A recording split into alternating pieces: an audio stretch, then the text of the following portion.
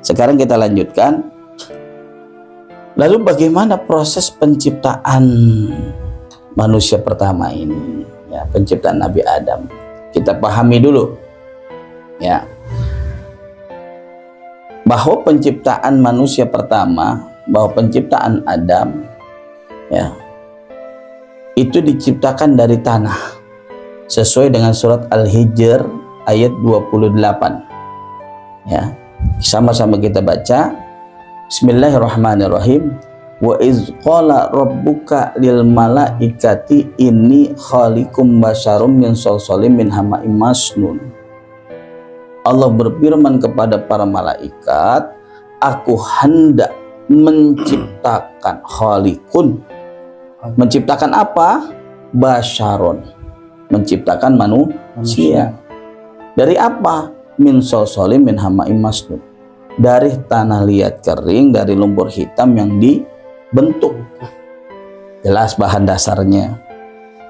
Ya. Jadi di sini juga jangan sampai salah menempatkan ayat Quran. Penciptaan manusia itu ada dua, Kang. Ada yang diciptakan dari tanah, ada yang diciptakan dari saripati tanah. Kalau yang diciptakan dari tanah hanya dua orang saja. Siapa itu?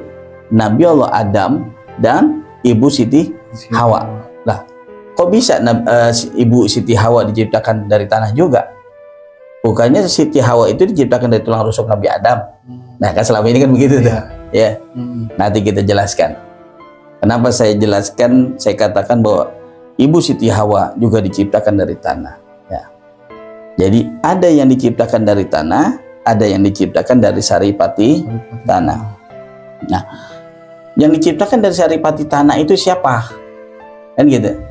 Jikalau Nabi Adam dan Siti Hawa diciptakan dari tanah, lalu yang diciptakan dari saripati tanah itu siapa? Wabassa minhuma rijalan katsira wan nisa. Dan dari keduanya kemudian kami memperkembangbiakan laki-laki dan perempuan. Jadi yang diciptakan dari saripati tanah adalah perkembangbiakan dari manusia itu sendiri. Bagaimana prosesnya? Dari Nabi Adam, dari Ibu Siti Hawa, dia memakan tumbuhan, memakan buah-buahan, memakan hewan, menjadi saripati tanah yang disebut air mani di laki-laki. Kan gitu. Lalu melakukan suatu hubungan suami istri, mani itu ditempatkan di dalam rahim, lalu berproses di dalam rahim itu, ya, sesuai dengan Al-Quran. Nah, kita baca dalam Al-Qurannya, ya, di dalam surat Al-Mu'minun ayat 14. Ya, Bismillahirrahmanirrahim.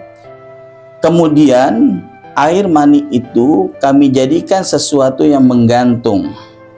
Lalu sesuatu yang menggantung itu kami jadikan segumpal daging. Lalu segumpal daging itu kami jadikan tulang belulang. Lalu tulang belulang itu kami bungkus dengan daging. Kemudian kami menjadikannya makhluk yang berbentuk lain. Maha suci Allah sebaik-baik pencipta. Ini proses penciptaan manusia yang dari saripati tanah. Mana keterangannya dari saripati tanah? Sebenarnya ini berurut, Kang. Ya. Dari surat Al-Mu'minun ayat 12, Al-Mu'minun ayat 13, dan Al-Mu'minun ayat 14. Mana keterangan yang menerangkan manusia itu diciptakan dari saripati tanah? Kita baca di dalam surat Al-Mu'minun ayat 12. Bismillahirrahmanirrahim. Walaqad khalaqnal insana min sulalatin min tin. Sungguh kami telah menciptakan manusia dari saripati yang berasal dari tanah. Ya. Nah, saripati itu apa? Yang tadi saya katakan. Nabi Adam, Ibu Hawa, ya, makan tumbuhan, makan buah-buahan, makan hewan, lalu menjadi saripati di dalam tubuh yang disebut dengan air mani. Kok bisa saya katakan air mani? Baca di dalam surat Al-Mu'minun ayat 13-nya. Bismillahirrahmanirrahim.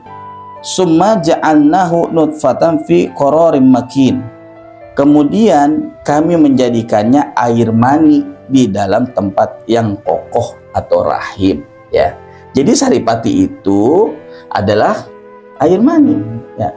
Nah, ketika melakukan satu hubungan suami istri, maka berpindahlah air itu ke dalam rahim dan dijaga. Nah, proses perkembangbiakannya, proses penciptaannya berada di dalam rahim. Keterangannya di dalam surat Al-Mu'minun ayat 14 tadi, ya, sampai akhirnya menjadi air itu menjadi darah, darah itu menjadi segumpal daging menjadi tulang belulang dibungkus daging, kan gitu kan, ya, sampai akhirnya membentuk makhluk yang baru.